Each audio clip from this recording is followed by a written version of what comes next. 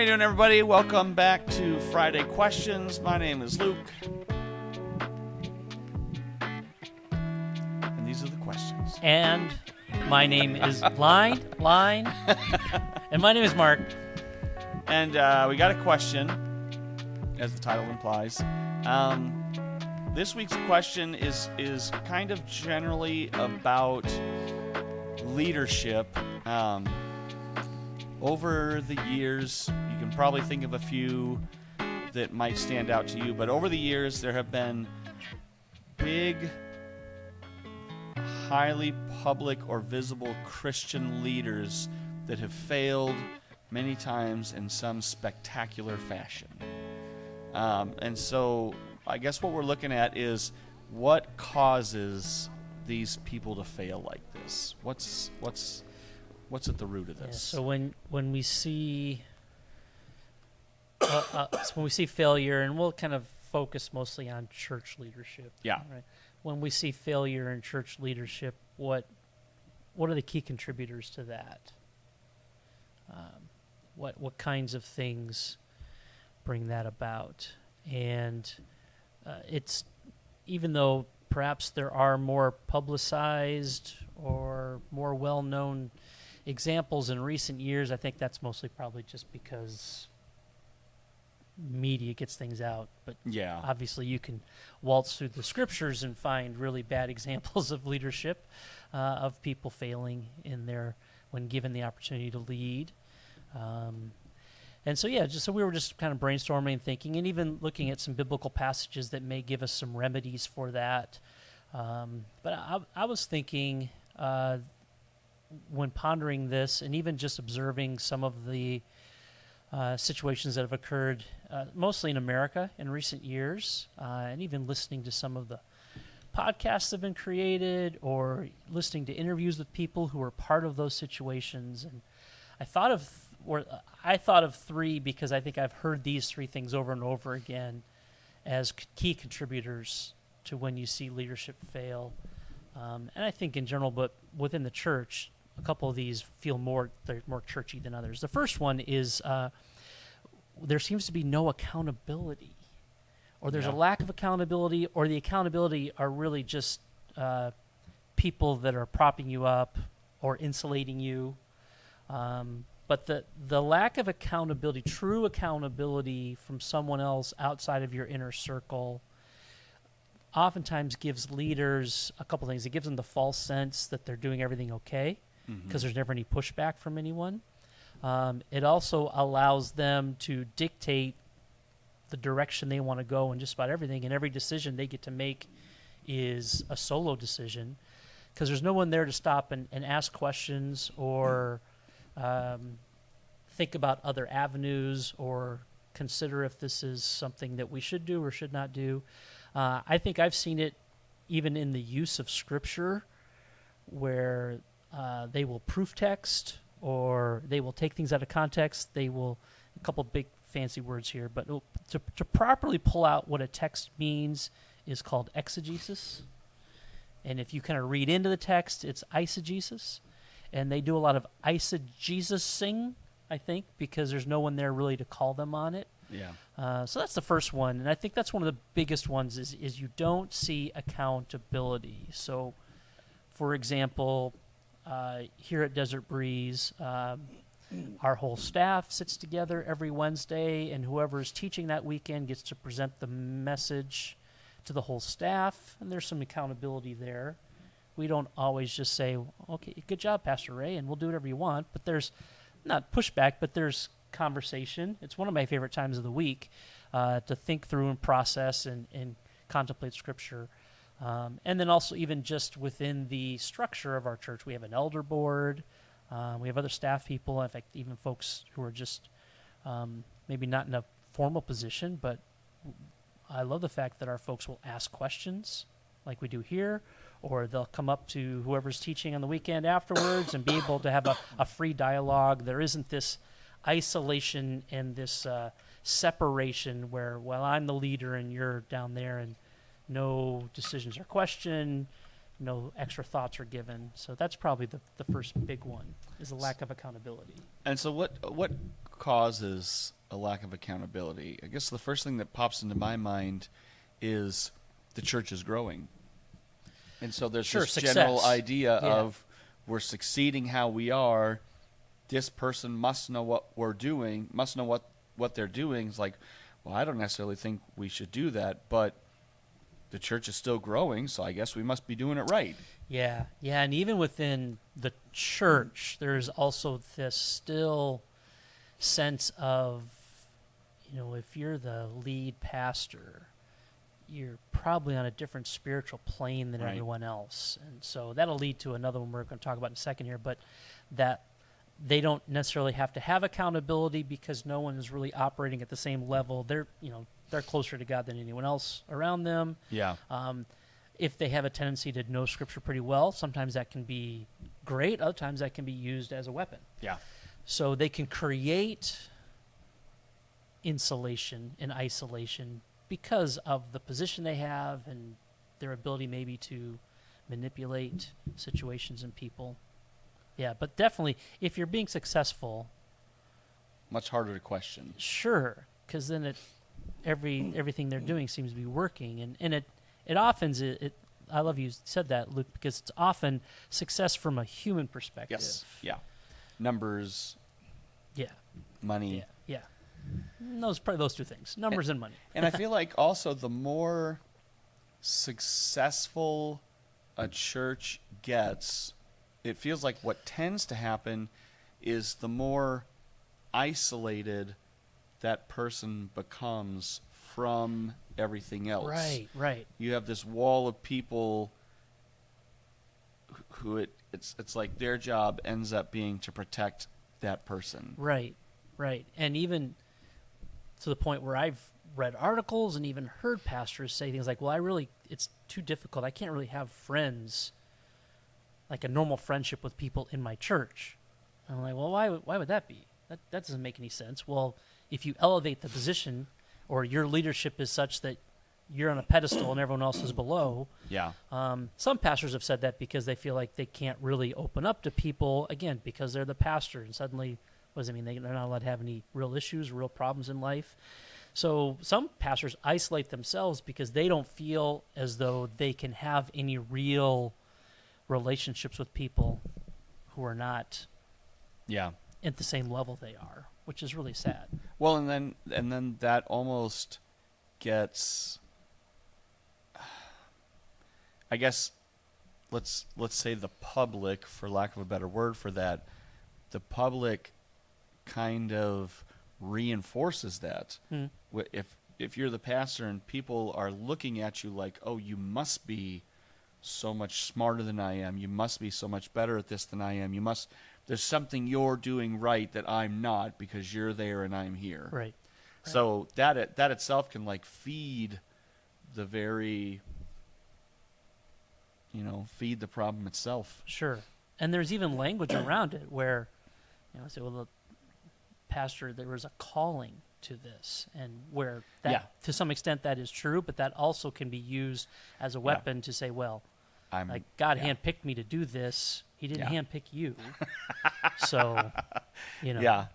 If you were so smart, God would have picked you. Yeah. I'm kind of in the inner circle here. Yeah. So, okay, so that's the first one. The second one that I thought of that leads to leadership failure is a lot of it has to do with how they, and we've already mentioned a little bit, but they devalue the people around them. Yeah. They're very negative, and especially with the people that work closely with them. It seems like several of these leaders who have fallen lately, what you find out is that working for them was not a pleasant experience. There's a lot of negativity, a lot of manipulation, a lot of coercion, a lot of, sign this to say that you're not going to speak differently about it, and this is the company line, and this is our policy, this is the way we're doing things. Just people being driven, not just in a positive way to get people to excel and become the best version of themselves they can be, but just constant pressure to, you got to do better, you got to get more numbers in, you got to this, that, and that, and the other. And so there's a breaking point for that when, and it's so ironic that a person who has been called to be a shepherd of people ends up treats their Yeah. people so horribly, and again uses manipulation and uses coercion to essentially drive their staff Yeah. to a place where that's how we'll be successful. Yeah. Well, and again, it's odd because you have people who want to do that work. They're like, if I could be a part of something, and they almost don't see the, sometimes I guess the poor treatment escalates, but sometimes they don't see it initially because, again, it's that idea of, well, this person must know what they're doing. And if I could just be a part of that, and this is just part of what it takes to, and I've heard interviews of people who were on that level, and it was like it would take something big happening for them to stop and be like, wait a second, this isn't right what's going on here. But it takes some, but because they have, I don't know, blinders on their eyes or Right. Or they get isolated too. Like I've That's known true. staffs Yeah. that have been, they've all been hurting, but nobody knows it about one another because yeah, they aren't allowed to really talk about it. or pitched against each other. Yeah, or, sure. And it's all couched in spiritual language. Yes. Yeah. So That's the worst part of it. yeah. That is the worst It's part the of it. spiritual manipulation that is Yeah. probably the most damaging. Because you see people who do something, and it's like, okay, if you were doing that anywhere else besides a church, you would just be fired, or this wouldn't be put up with. But because you're doing it at a church and you're using language to try to justify, well, this and this and that, Right. yeah, that's the worst. Yeah. Yeah. The last one I thought of, and then if any of you have on, Luke, and then we can move in a different direction. The last one I thought also was just when a leader tends to be more interested in creating a brand Yes.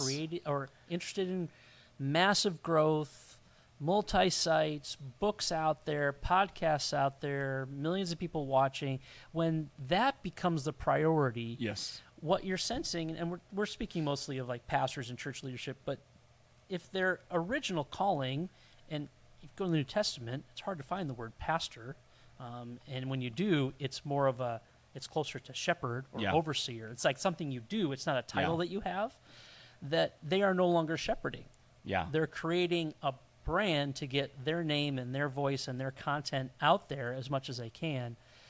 When I see leaders seem to be moving in that direction, it doesn't necessarily lead to leadership failure, but it's a contributor because it makes you wonder, why are you in this in the first place? Yeah. What did you at one point want to just shepherd people and lead them closer to Jesus, and then it got bigger and more successful and it kind of went to your head, Gets out of hand. which is why we're going to talk humility quite a bit here towards the end?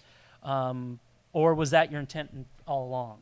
Yeah. Like I went to seminary with some guys, and they didn't say it per se, but you could sense that their goal was, I'm going to get a job for a few years at some place, but my goal is to jump to a bigger church to eventually move up the line to then I can eventually be a senior pastor at a large mega church, which then could go multi-site. And like they have almost like this plan. Yeah. And it wasn't like, I want to see where God uses me to reach people. It was a corporate process of, I'm going to work my way up until Yeah. I'm the king of this church with all of these little kingdoms around me, and we're broadcasting to X number of people and this, yeah. that. And I'm sure they justify it in their mind of, look how many people we'll be able to reach. Right, yeah. Again, couching it in spiritual language. So when there's lack of accountability and there's a real negative devaluing of the people closest to them that they work with, and then the desire to create brand or a desire for something outside of shepherding people, a combination of those often, at some point, they reach a point where, okay, either they do something that causes them to fall, or enough people underneath them are like, you're not a healthy leader, and push until maybe there's an exit of some type. Those seem to be some key contributors. Yeah. Any Yeah. others that you thought of along the way that we haven't mentioned yet, or variations of that? contributors, I think those are the big things. I think some of those things they kind of happen over time. It's kind of a boil the frog type scenario Right. where you don't realize this stuff is escalating until you stop one day and you're like, what are we doing? But yeah, no, I think those are a lot of the big contributors to the fall. And I don't know what you had. What really stood out to me, I went back and looked at what God told the people in Deuteronomy before they went into the land. First, he tells them, don't set a king over yourself. Right. And then he says, Here are all the things. but I know you're going to Right. at some point anyway. And so he gives like this list of what the king should do. And it's the antithesis of what every other king Right, out right, there right. does. So I don't know if you want me to touch on that first or if you want to go over yours first. No, Either go way. ahead. Go ahead. That's a good place. It was just interesting because, I mean, first he starts off with the don't set a king over yourself. Here's all the things a king's going to do to you. But when you do set a king over yourself, and so he says first, you're supposed to appoint the one who the Lord chooses. Not somebody from outside, but and you see remnants of that in the New Testament when he's talking about the requirements of deacons and stuff. Mm-hmm. Obviously, they talk about don't set a new Christian up. You know, they need time. But so you must not acquire many horses for yourself. So think back at the time, horses in this sense meant power. What an army with chariots and horses, they were much stronger than an army with foot soldiers. So you're not supposed to acquire power for yourself. He makes a specific point not to go back to Egypt. And I think that a lot of it has to do with, God basically saying, as I rescued you from there, don't go back there thinking that's what power is. And that's, when you see these church leaders who fall, it's like they've gone back to the world's playbook for how to do things and how to accumulate power. So not to have many wives for yourself so your heart won't go astray.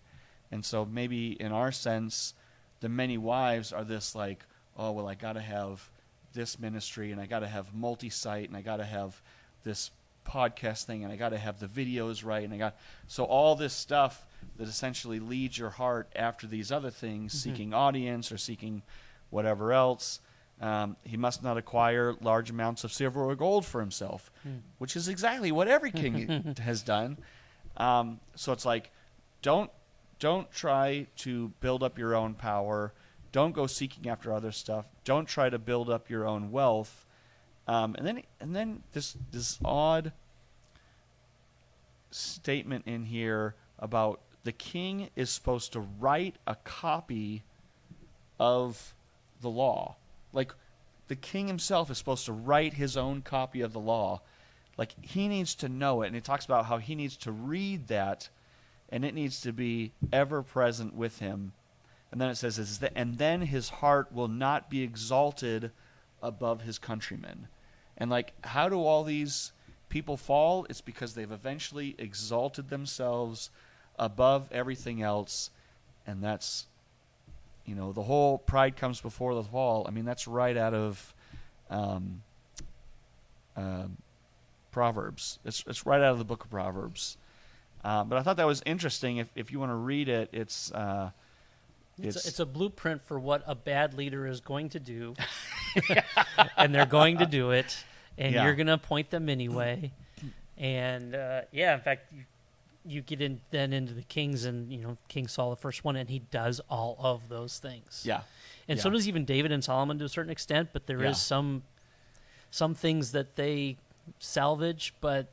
Yeah, every king, that is their MO. They do the very things that they were warned of were going to happen. Well, and these things are so important because when it talks about in Kings, in 2 Kings, when it talks about what all the kingdoms did, it'll always say the people either obeyed the Lord like the king or went away from the Lord like the king. Right. That's like so much happens from the top down that the king is either going to lead the people to the Lord, or he's going to lead the people away from the Lord. And in the being in a position of you could call it authority or leadership, but so many people look at that like it's I get to tell people what to do. Right.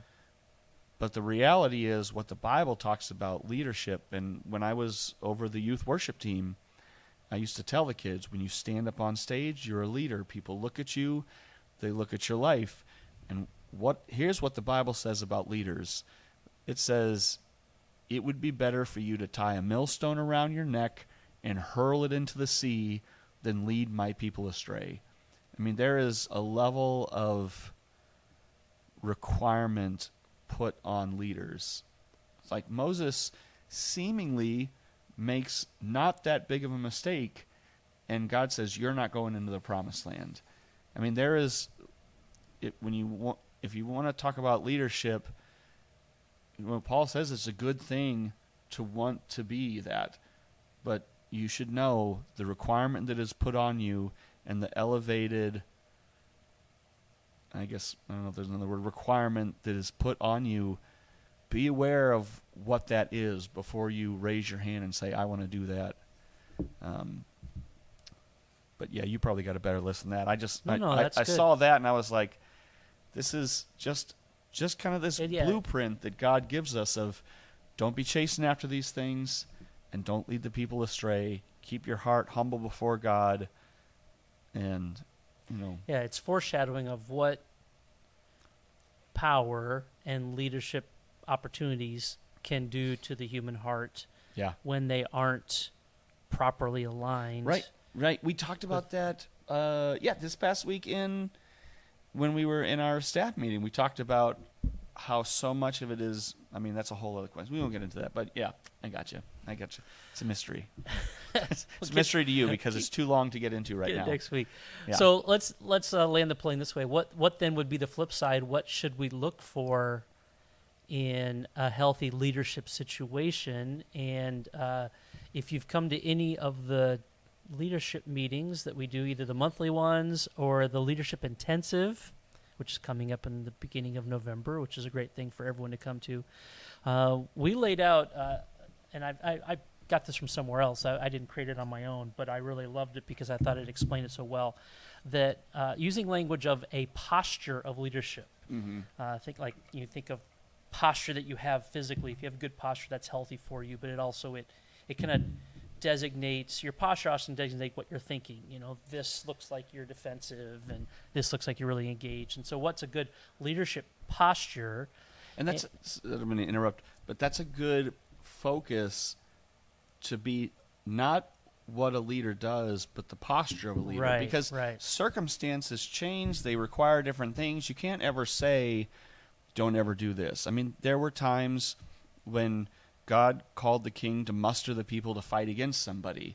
So to say you're never going to use your strength, but what was the posture of the king at the time? Was he doing it because God called him to do it, or was he doing it because he just wanted power or whatever else? Right. So posture is important. Because leadership situations vary from time to time, place to place, even church to church. But these are more characteristics that you would want to see in anyone who has any kind of leadership. And we even discussed after the fact, after Russ shared this last weekend, even made a point, and I've had several conversations afterwards, on all of us have these opportunities to have leadership positions. Yeah. Leadership is within all of us. Everyone's leading something somewhere. Yeah. So I shared these 4 things, and we'll do them in order of importance. And we've already touched on a little bit, but the first and foremost thing that you want within leadership, the first posture one should have, is that of humility. Yes. And I always run to the Philippians 2 passage. It's very familiar, very famous. Paul just so beautifully, and it's even the second part of it is perhaps a creed or a poem that was being uttered in the early church at that time.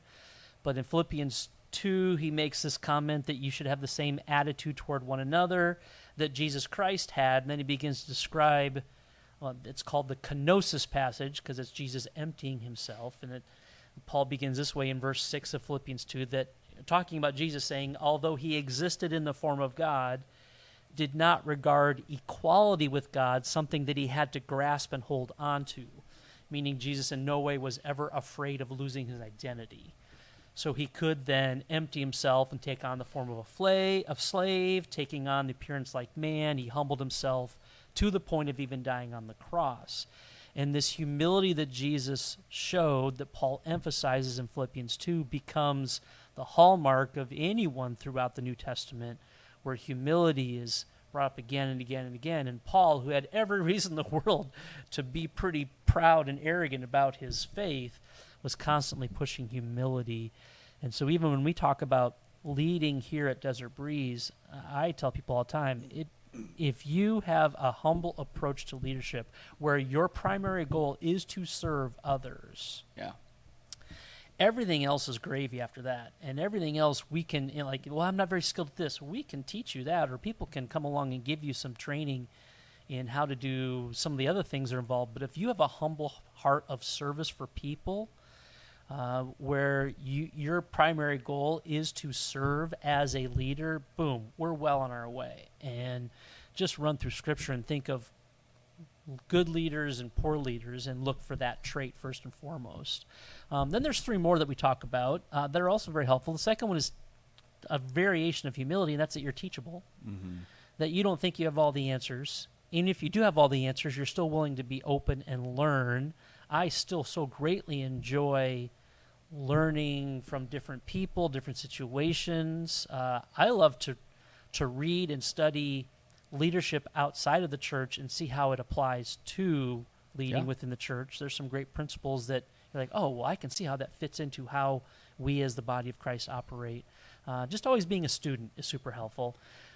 Go ahead. Well, the other thing about being teachable is I remember an interview with the golfer Tiger Woods, and he said that in the off season, every year he would go back to his coach, and he would have his coach teach him as if he didn't know anything, because it's not that we forget things, but we can kind of forget things, and sometimes God has to remind us about very basic things. And so the teachable, you might think you are super knowledgeable about the Bible, but that doesn't mean that in any given situation God doesn't have something to teach you about it. Sure. And teaching, being teachable is just like, hey, remember, we're fallible. In any moment you might need somebody to remind you, like, oh, okay, yeah, I totally went off the rails. Helped coach basketball for multiple years when I was at Northwest, and the first 2 weeks of practice are always the basic fundamentals, and we would watch the guys to see what was their reaction. And if you're a junior and a senior and your attitude like, oh, this again, I'm like, okay, well then you're not super teachable, because you're not recognizing that, first of all, you're a high school student playing at a small Christian school in Arizona. Let's put You're it in not big stuff. perspective. Yeah, you may be the best player on this team, but I always said it's like being the best hockey player in Ecuador. Yeah. That doesn't mean much. There's not a lot of hockey being played down there, so you could be the best one, and still that doesn't mean you're good in the large scheme of things. But that teachability, like, okay, these are brand new, these are drills that are not brand new, that I've done for 6, 7, 8 years of playing, and I'm still open. Anytime a coach would speak and I'd watch players' eyes, are they looking, are they intently trying to understand what is being said, or are they doing the, well, I already know this, I don't need to listen. You younger guys need to listen to this. So yeah, teachable. The next one, which doesn't seem like it might fit, but we love this one a whole lot, is a really good leader is curious. And again, that kind of fits. If you're humble, you're wanting to know more, and you're teachable, so you're willing to learn. But it's because you have this basic curiosity. And in a lot of cases, you're curious about people. Yeah. Like, I want to know your story. I want to get to understand how you tick so that we can connect better. Or I'm really curious about why Paul says this in this passage. Or I'm really curious about what is the best way to maybe go about organizing this ministry. Or how can I best connect with this type of person? You know, all those years of teaching had all these different kinds of students, and high school kids are a little more transparent, so you can find out right away. But I was always curious about how do I connect with different students. I can't just teach one way, or I can't just be, I know everything and I'm just going to regurgitate it to you. But how do I connect with people because they're unique and different? So curiosity is a big part of it. And then the last one that we talk about in DB Leaders is intentional. So we try not to waste any time with people. We try not to waste resources. We don't want to waste the talents that God has given us. And so humble, if I rearrange them a little bit, humble, curious, teachable, intentional, because that way if you look at them backwards, they spell itch. You have an itch for You have an leadership? itch for leadership? Yeah. We have a cream for that. Yeah, exactly. We do.